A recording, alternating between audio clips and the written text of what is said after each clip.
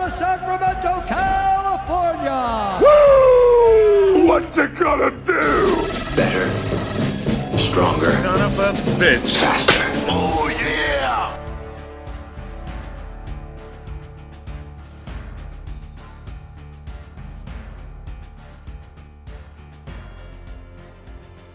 I would really love to hear you, because this is great, because I've never really spoken to you before. I just like hit you up and like, hey, let's talk, because I like not knowing the story. So can you go over like how, as a woman, how did you get into all this? Like what sparked this? You know, were you in bad health? Were you just looking for an answer?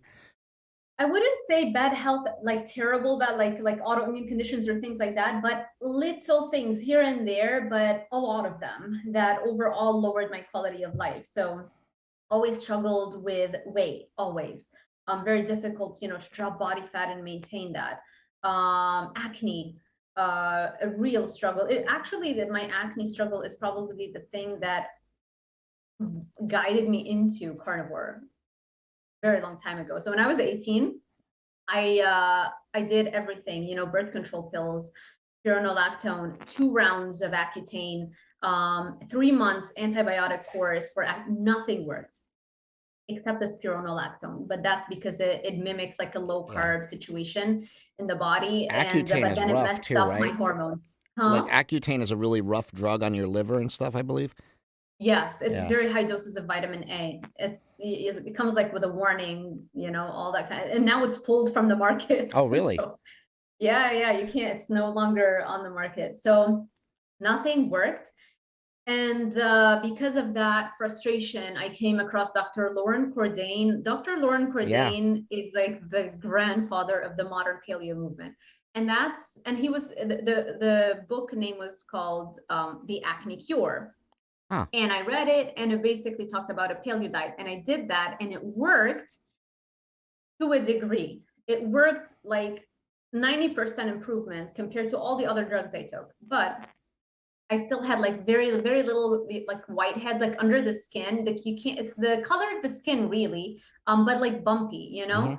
And that never really went away until I did low carb as well. So from, you know, paleo went into keto, and then eventually went into carnivore. And something you said earlier that I thought, it's what I say all the time. It's like I did the worst possible thing.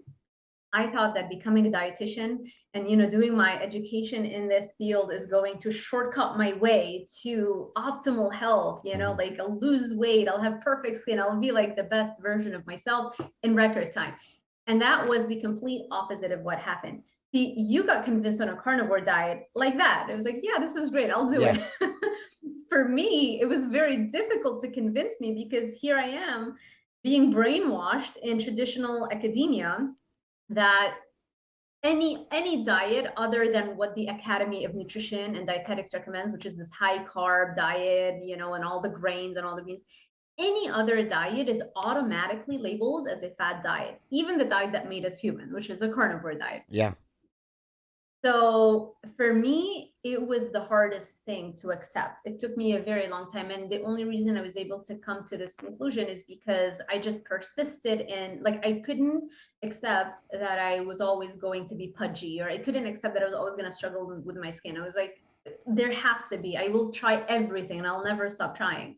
And that's why eventually, by reading the books and doing tons and tons of research, until finally a decade later, now a little bit more, finally arrived at a carnivore diet.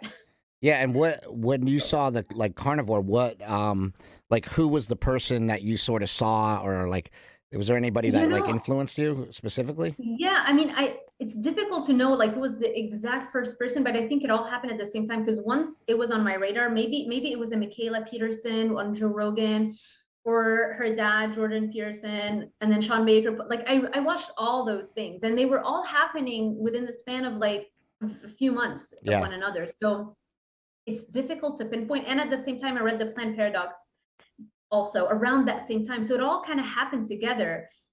It's almost as if it was one major theme that I became obsessed with and read upon, you know. And I also have some, you know, a little pushback on the carnivore diet myself too. You know, like People will say, "Oh, I did it and my arthritis went away," and it's like, no way. There's just like that doesn't like not my arthritis. You know what I mean? I've done it Right. where I just ate red meat, water, for 2 months straight, Yeah. and like yes, I feel better, but it doesn't get. I mean, I have a lot of pain. I needed my hips replaced at 35 years old, so my Wow. arthritis is pretty bad. And Yeah. yes, it will go down when I'm on a carnivore diet, but by no means does it get rid of it. I still take stuff for pain.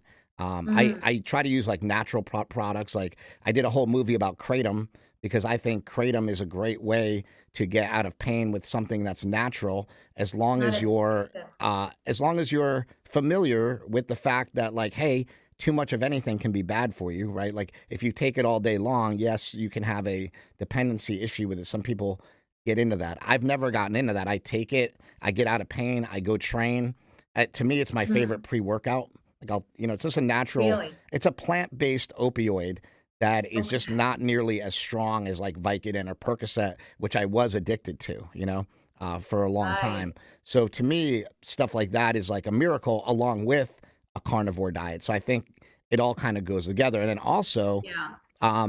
back when my brother and I were on Joe Rogan's podcast, I think like 3 or 4 years ago, and this was like after Sean Baker was on there, and he specifically had us on to talk about the carnivore diet. And he's like, I wanted to see what your guys' experiences are because, like, I've heard from Sean Baker and I want to hear, what you guys think. And I said, well, I've modified it. I eat meat and fruit. And I don't know if you listen to Joe Rogan, but right now he's on this meat and fruit kick. And I think a lot of people, even Paul Saladino, are on this meat and fruit kick.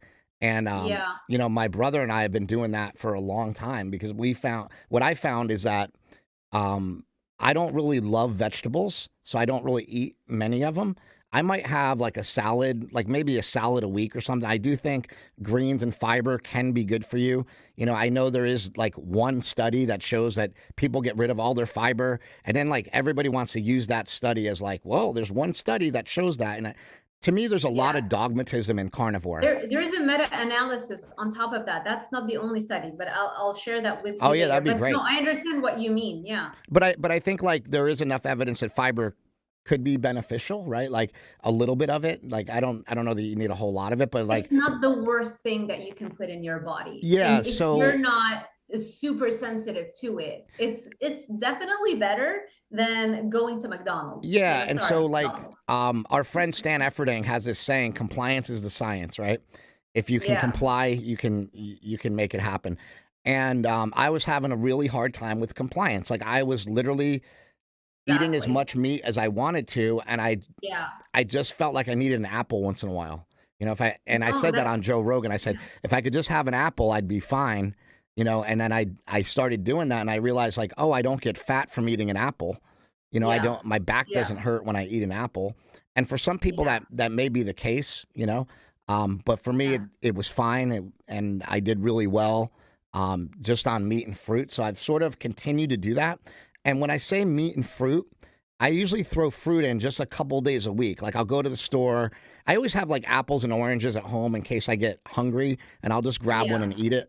But I do Yeah. like getting like some chopped up fruit, and I'll buy that like maybe like once or twice a week and throw it into my Yeah. diet. And then the rest of the time it's mostly red meat. And mostly Yeah. we have a meat sponsor, Piedmontese Beef, which has I should get them in contact with you. Actually, they have really lean beef, which is kind of cool because sometimes you don't want all the fat, but if I Yeah. want all the fat, I'll just eat like a regular steak. But a lot of times Right. I like to try to get in more protein and eat like leaner stuff, and I actually enjoy the leaner stuff a lot better, and it has enough fat to where it's good, Yeah. but not too much fat. The wild versions of a lot of cattle actually don't have as much fat Hmm. as the conventionally raised ones. So you're kind of mimicking also a more natural form of cattle when you're doing that. So that's a great thing. Yeah, if you ever Um, seen the Piedmontese cows, they're like ripped, they're muscular. really? Yeah, Oh, how funny. yeah, they're I'm gonna look interesting. them up. Yeah. Um, I do the same with fruits. I went through a phase where I did just red meat and nothing else. And I don't have a strong enough reason to like not touch fruit. They don't affect me, and like I don't have an autoimmune issue or something that's getting affected by it. So I feel that when people kind of label me as a carnivore doctor, like I never set out to become a carnivore doctor. Yeah. I just wanted to do YouTube. I just wanted to be like a good YouTuber and think of great video ideas and do things that I enjoy while also monetizing it.